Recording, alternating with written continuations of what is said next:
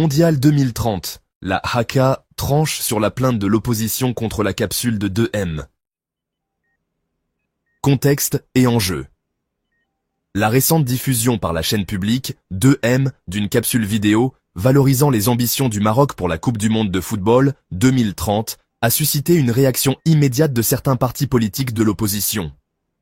Ces derniers ont déposé une plainte officielle auprès de la Haute Autorité de la Communication Audiovisuelle, ou HAK, dénonçant une tentative de propagande déguisée à travers cette capsule. Arguments de l'opposition.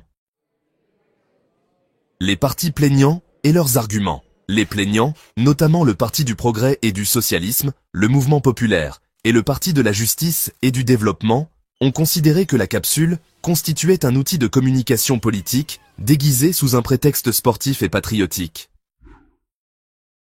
Selon eux, la vidéo fait une promotion indirecte du gouvernement en place, en mettant en avant des projets et réalisations liées à sa gestion.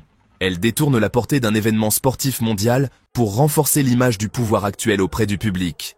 Le timing de diffusion, proche de périodes sensibles politiquement, renforçait cette impression de campagne déguisée.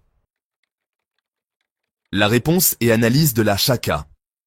Après une étude approfondie des contenus et du contexte, la Chaka a rendu une décision claire. Les plaintes sont rejetées. La réponse et analyse de la Chaka. Après une étude approfondie des contenus et du contexte, la Chaka a rendu une décision claire. Les plaintes sont rejetées.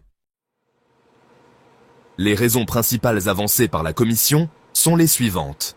La capsule ne contient ni message explicitement politique, ni appel à soutenir une quelconque formation ou figure politique.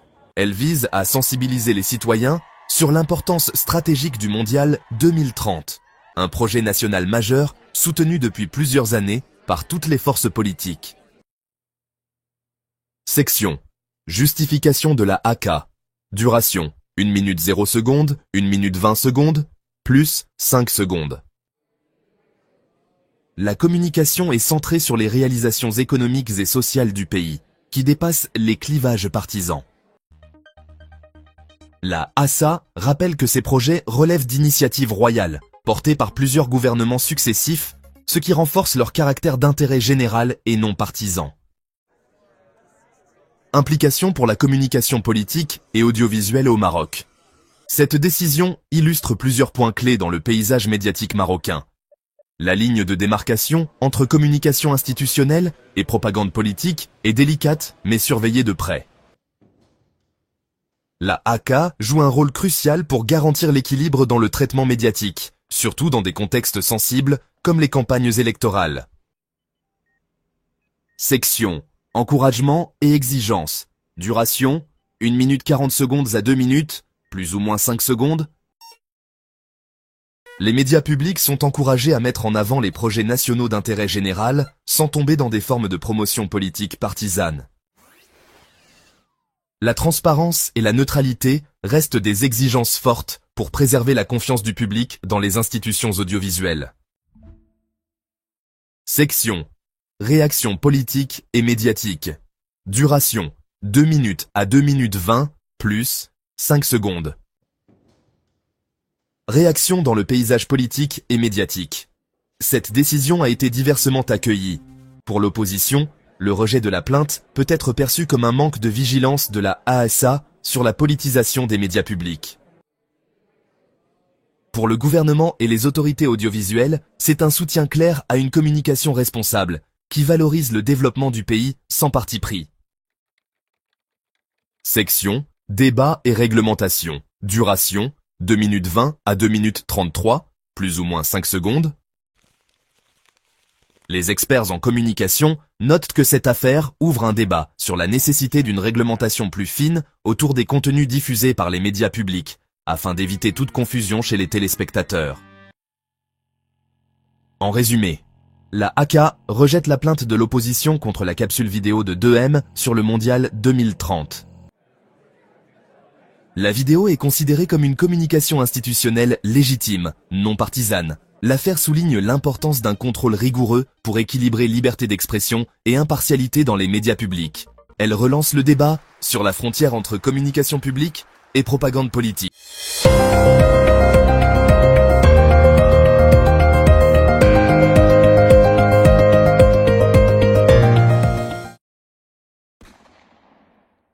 l'éducation, ce que le Maroc ose faire dans ses écoles, et que la France n'a pas encore tenté. Une réforme pédagogique ambitieuse, des résultats concrets. Dans un paysage éducatif mondial, où les réformes peinent souvent à produire des effets visibles, le Maroc fait figure d'exception. Là où la France tâtonne, débat, ou met en œuvre des mesures partielles, le royaume chérifien a décidé d'expérimenter des méthodes radicalement nouvelles, centrées sur l'élève, avec une évaluation rigoureuse de leurs effets. Résultat, des progrès mesurables en lecture et en mathématiques, notamment dans les écoles publiques, là où les défis sont les plus aigus. Cette réussite, saluée dans plusieurs publications internationales, repose sur deux piliers essentiels, la remédiation ciblée à grande échelle et l'introduction d'un enseignement fondé sur des preuves scientifiques. Le cœur de la réforme. Teaching at the Right Level, TARL. Inspirée d'une méthode indienne développée par l'ONG Pratham, l'approche TARL, Teaching at the Right Level, a été adaptée au contexte marocain avec l'appui de partenaires internationaux comme l'ONG américaine Evidence Action. Cette méthode part d'un constat simple, mais souvent ignoré. Un élève en difficulté ne peut pas progresser si on continue à lui enseigner au niveau officiel de sa classe, alors qu'il n'a pas assimilé les bases des années précédentes. Le Maroc a donc mis en œuvre une remédiation ciblée.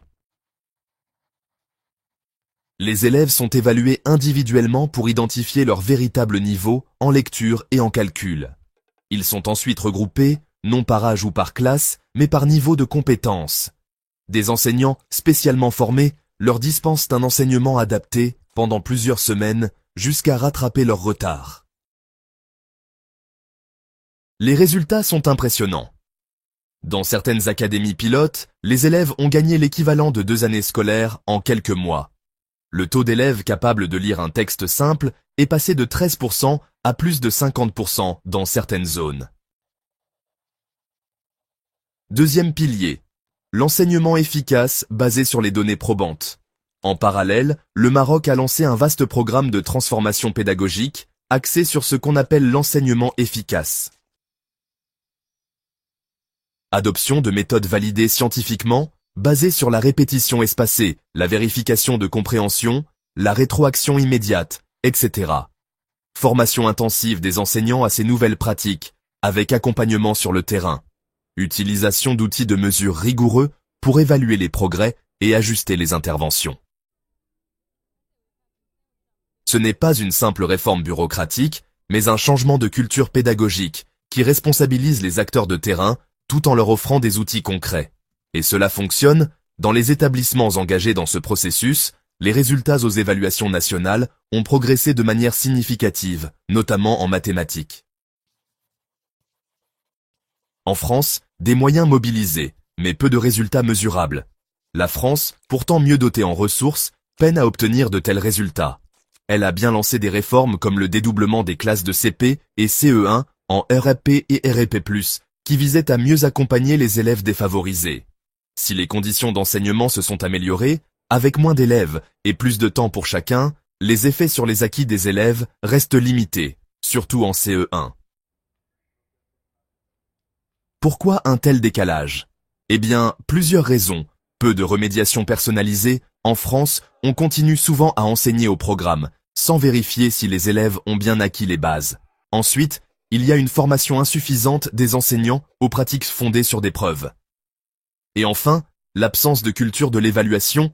Il y a peu de mesures rigoureuses de l'impact réel des réformes sur les apprentissages.